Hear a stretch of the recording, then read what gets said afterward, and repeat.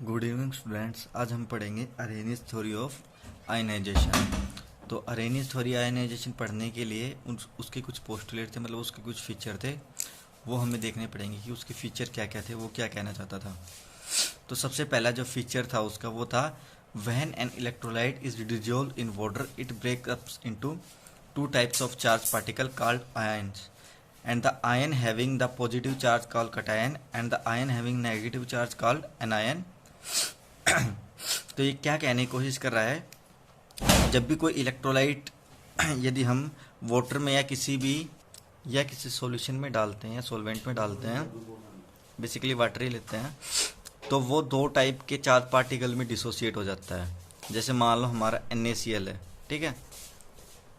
NaCl को यदि हम वाटर में डालेंगे तो वो Na पॉजिटिव और Cl नेगेटिव में डिसोसिएट हो जाएगा, ठीक है। और जिस पे पॉजिटिव चार्ज होगा, मान लो Na पे पॉजिटिव चार्ज है तो इसको कहेंगे हम कैटायन, और Cl पे नेगेटिव चार्ज है इसको कहेंगे एनायन, ठीक है। तो बेसिकली कोई भी जर्नल यदि इलेक्ट्रोलाइट लेना हो तो मान लो कोई AB इलेक्ट्रोलाइट है, वो किस में, जैसे वाटर में गया तो वो A पॉजिटिव में टूट जाएगा और B नेगेटिव में, ठीक है। यहाँ पे B नेगेटिव कर लो, ठीक है। तो A पॉजिटिव को हम कहेंगे कैटायन और B नेगेटिव को हम कहेंगे एनायन, ठीक है। ये उसका पहला फीचर था। दूसरा फीचर ये था कि the total charge present on the cation is solution in the solution is equal but opposite to that on the anion, the solution as a whole is electrically neutral. Second point में ये कहना चाह रहा है कि मान लो कोई एक इलेक्ट्रोलाइट है NaCl, तो जब वो डिसोसिएट होगा Na पॉजिटिव और Cl नेगेटिव में, तो जो Na पॉजिटिव पे जो चार्ज होगा, ठीक है, वही Cl नेगेटिव पे चार्ज होगा, ठीक है। तो जो होल चार्ज होगा, जितना इस पे प्लस है उतना इस पे माइनस है, तो होल चार्ज क्या हो गया, जीरो। मतलब वो जो सॉल्यूशन है वो क्या हो गया, न्यूट्रल, ठीक है।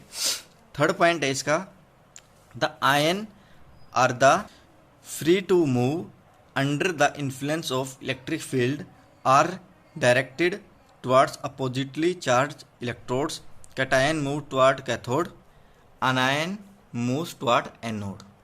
अब ये कह रहा है, मान लो हम कोई इलेक्ट्रिक फील्ड लगा दें, ठीक है। तो इलेक्ट्रिक फील्ड लगा ली, यहाँ पे मान लो पॉजिटिव चार्ज है, यहाँ पे इलेक्ट्रिक फील्ड में मान लो नेगेटिव चार्ज है, ठीक है। तो जो NaCl के जो इलेक्ट्रोलाइट है सॉल्यूशन में, तो आपको पता है पॉजिटिव चार्ज नेगेटिव को अट्रैक्ट करेगा और नेगेटिव चार्ज पॉजिटिव को अट्रैक्ट करेगा। तो Na पॉजिटिव इस साइड भागेंगे, ठीक है, और Cl नेगेटिव इस साइड भागेंगे, ठीक है। तो ये आपका था थर्ड फीचर। फोर्थ फीचर था, the ion obtained by dissociation of electrolyte are constantly reunite to form undissociated molecules and state of equilibrium exist between ionized and unionized molecule which is called ionic equilibrium। इसमें ये कहना चाह रहा है, मान लो कि AB molecule है, वो A पॉजिटिव और B नेगेटिव में डिसोसिएट हो रहा है। तो जो A पॉजिटिव और B नेगेटिव में डिसोसिएट हो रहा है, ये A पॉजिटिव और B नेगेटिव मिलकर दोबारा AB बना रहे हैं, ठीक है।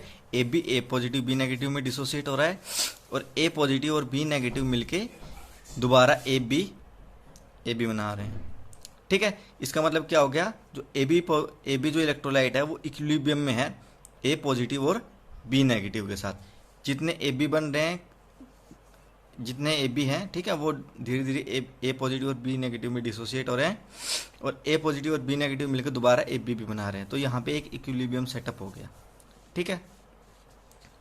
देख लीजिए एक बार। अब जो फिफ्थ पॉइंट है, अब ये कह रहा है कि जो इलेक्ट्रोलाइट है, आपको पता है एक स्ट्रॉन्ग इलेक्ट्रोलाइट होता है और एक वीक इलेक्ट्रोलाइट होता है। इलेक्ट्रोलाइट क्या होता है, बेसिकली जो सॉल्यूशन में जाके आयंस में टूट जाए, ठीक है। स्ट्रॉन्ग इलेक्ट्रोलाइट क्या होता है, जो जल्दी से सॉल्यूशन में जाके टूट जाए, मतलब कंप्लीटली डिसोसिएट हो जाए, ठीक है। जैसे Na पॉजिटिव और KCl का भी एग्जांपल ले सकते हो। वो जैसे सॉल्यूशन में जाएंगे कंप्लीटली डिसोसिएट हो जाएंगे। पर कुछ ऐसे इलेक्ट्रोलाइट होते हैं वो कंप्लीटली डिसोसिएट नहीं होते सॉल्यूशन में जाके, ठीक है। तो फिफ्थ पॉइंट इसी के बारे में बता रहा है, उन्हें हम वीक इलेक्ट्रोलाइट कहेंगे, ठीक है। The electrolyte at a given concentration और डाइल्यूशन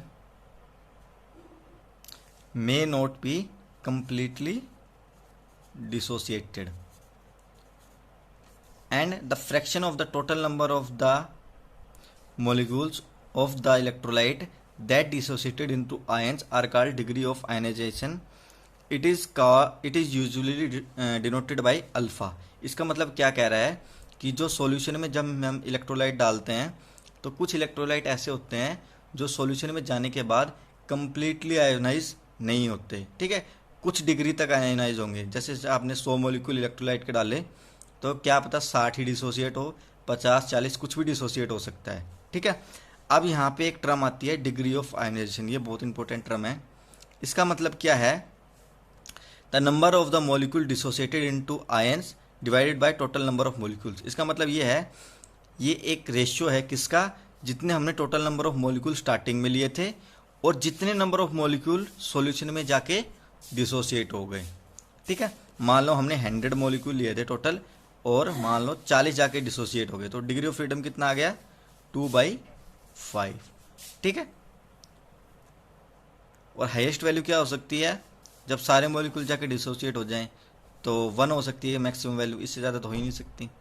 ठीक है, और जो लास्ट प्रॉपर्टीज है वो है the properties of the electrolytic solution are the properties of the ion produce. इसका मतलब ये है कि जो सॉल्यूशन में जाके आयंस बनेंगे, जब हम एक इलेक्ट्रोलाइट डालेंगे तो जो इलेक्ट्रोलाइट की प्रॉपर्टीज़ होगी वही उसके आयंस की प्रॉपर्टीज़ होगी. ठीक है, तो ये कुछ पॉइंट्स थे जो उसके फीचर थे आर्हेनियस थ्योरी के. आई होप आप सबको ये सब समझ में आया होगा.